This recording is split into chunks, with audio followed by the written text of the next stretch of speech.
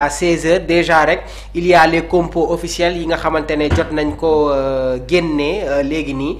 xam naa ne rek dama koy partager waale ak le grand technicien Fallou Gueye bi nga xamante ne moom mooy assurer la partie technique donc je pense que Pape Bouna Thiaw tey indil nañu lu bees mais démb les internautes de Sport Life 221. am na ay analyses yi nga xamante ne jotoon nañ ko def donc je m'en vais vous remettre rapidement la compo probable de l'équipe nationale du Sénégal dans les buts Edouard Mendy. Au niveau de la défense Kalidou Koulibaly ak Moussa Niakhaté, Antoine Mendy comme arrière droite, Ismaël Jacobs moom mooy jouer comme arrière gauche. Au niveau de l'entrejeu Pape Alassane Gueye, Idrissa Gana Gueye, Pape Matar Sarr, et en attaque ñu am un trio Sadio Mané, Ismaïla Sarr ak Iliman Ndiaye. Donc mu nekk la composition officielle dévoilée par le sélectionneur de l'équipe nationale du Sénégal Pape Bouna Thiaw. Donc dans les buts Edouard Mendy, Kalidou Koulibaly, Moussa Niakhaté, Ismaël Jacobs qui remplace El Hadji Malick Diouf sur le couloir gauche, Antoine Mendy moo titulaire sur le côté droit parce qu'il y a la blessure de Krépin Diatta.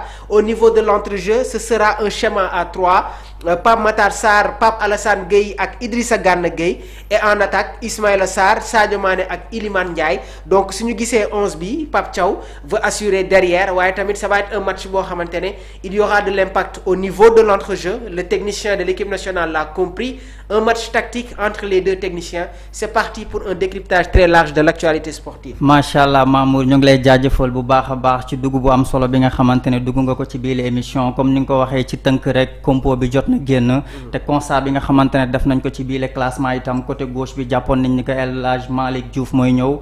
waaye gis nañ ni que Jacob ñëw na. kon mooy wane ni Pape Bouna Thiaw sóoraale na bu baax a baax lii di jëm ci défense bi. kon dina jël ay mesures am pour Sénégal amaana mu bañ a teel a jël but parce que sànq yaa ngi ma koy wax. match yu mel nii bu ñu jëlee but rek kon gis nga ko mber ma dana bëri. ndax Brésil doonul équipe bi nga xamante ne équipe bu ndaw la ndax yor nañ ay joueurs yi nga xamante ne kenn dootu leen présenter au niveau international au niveau mondial. ndax bul fàtte ni itam day baax ñu koy rappeler historiquement pour mën a comprendre effectivement li nga xamante ne dox na ci ñaari équipe yooyu. ndax 2019 Sénégal ak Brésil jot nañoo daje.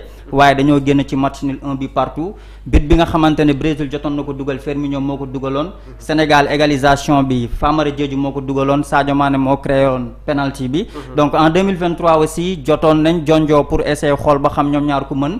waaye Sénégal moom mujj am ndam sur le score de 4-2. tey itam samedi di 15 novembre 2025 fële ca Londres ñu war fa dajawaat ñaari équipe yooyu mu doon match bi nga xamante ne ñëpp ñu ngi koy xaar waaye Mamour li ci gën a extraordinaire mooy ça sera à guichet fermé. ci kanamu 60 704 spectateurs. nga gis ni que bii le classement bi nga xamante ne moom la Pape Thiaw génnee yow en tant que analyste en tant que ki nga xamante ne un amoureux du football ban jàngat ngay njëkk a def. Bon, je pense que aujourd'hui le sélectionneur de l'équipe nationale du Sénégal Pape Bouna Thiaw daf ñu indil un système à la Pep Guardiola, indil ñu un système à la Luis Enrique. Je m'explique parce que démb dama joxe woon benn compo probable compo boo xamante ne gis nañ ne que ci différentes plateformes yu bëri compo boobu moom la ñu joxe woon muy un schéma 4-2-3-1 Edouard Mendy, Kalidou Koulibaly, Moussa Niakhaté, El Hadji Malick Diouf, Antoine Mendy, Idrissa Gana Gueye, Pape Alassane Gueye, Iliman Ndiaye, Sadio Mané, Ismaïla Sarr ak Nicolas Jackson. mais laataa may joxe bi les 11 dama leen ne woon Sénégal am na match yoo xamante ne su koy football avec les grandes équipes il faut impérativement mu indi un impact au niveau du milieu. ma ne leen fii ak CAN bi peut-être que schéma yi du xaw a changer trop mais suñu demee ci coupe du monde bi avec les grandes équipes xam nañ ne que football toll na fenn foo xamante ne pour remporter certains matchs il faut impérativement nga gagner la bataille du milieu. bi ñuy football contre Angleterre. Pape Bouna Thiaw daf ñu indiloon un schéma 4-3-3 un milieu de terrain composé de Idrissa Gana Gueye, Lamine Camara ak Habib Diarra.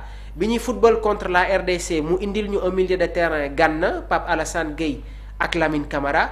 mais match yooyu noonu Sénégal daf ko remporter parce qu'il y a eu une assise, il y a eu une domination au niveau de l'entrejeu.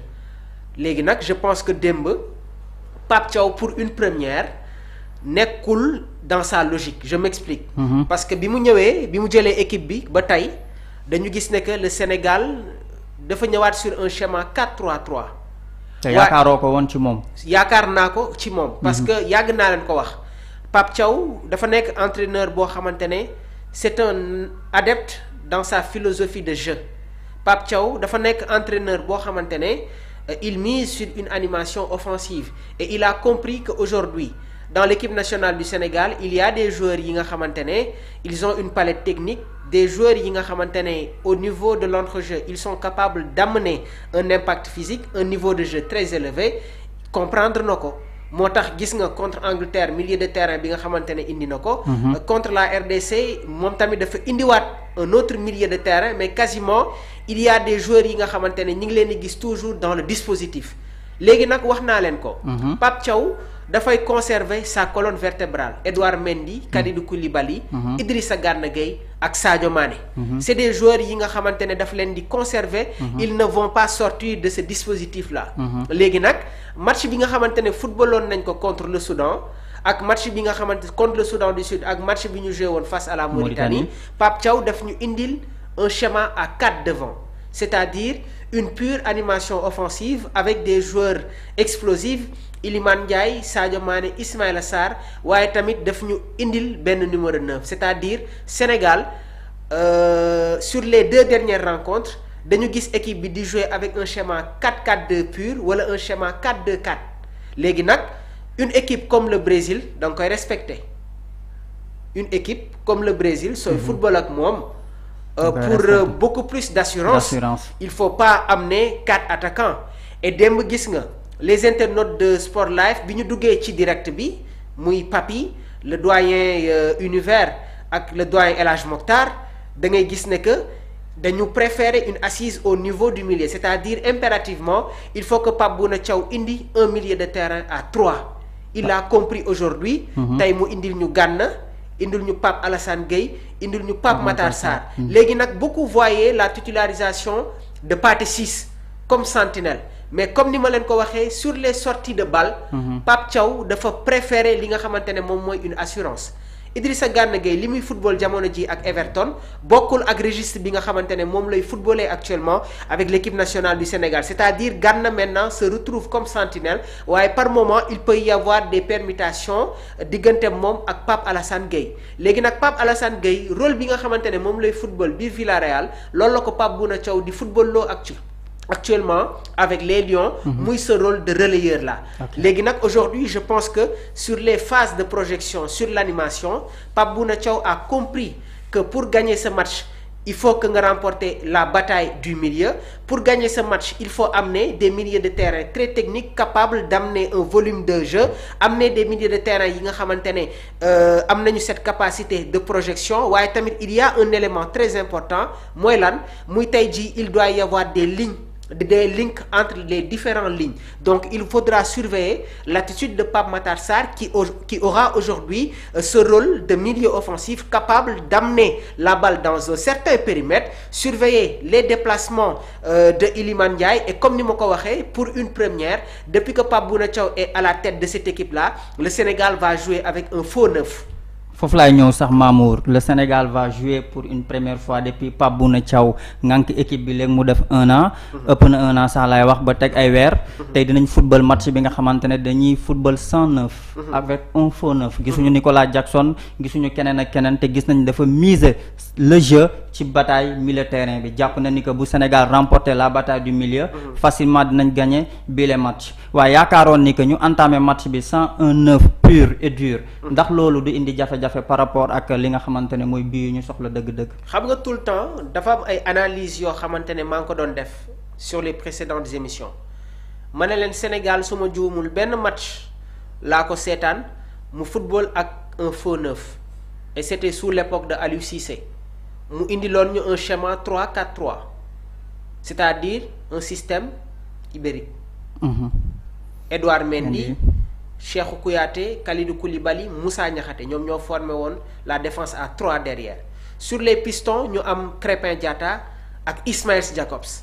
Au niveau de l'entrejeu Idrissa Gana Gueye lañu amoon, Pape Matar Sarr, et sur le trio d'attaque on avait Iliman Ndiaye, Ismaïla Sarr ak Sadio Mané. Léegi nag sur l'animation offensive Ismaïla ñun ñëpp xamoon nañ ne que c'est lui qui va occuper le couloir droit de l'attaque du Sénégal sous l'ère Aliou Cissé. mais am na loo xamante ne ñu bëri bàyyiwuñ ci xel avec les performances de Ismaïla Sarr tey jii ak adresse bi nga xamante ne am na ko devant les buts dañ koy gis de plus en plus muy évoluer sur le côté gauche de l'attaque du Sénégal Iliman Ndiaye ñu gis ko muy jouer sur le côté droit. ci attaque droite bi Sadio Mané am benn rôle électron libre. donc bu ñu football contre le Togo.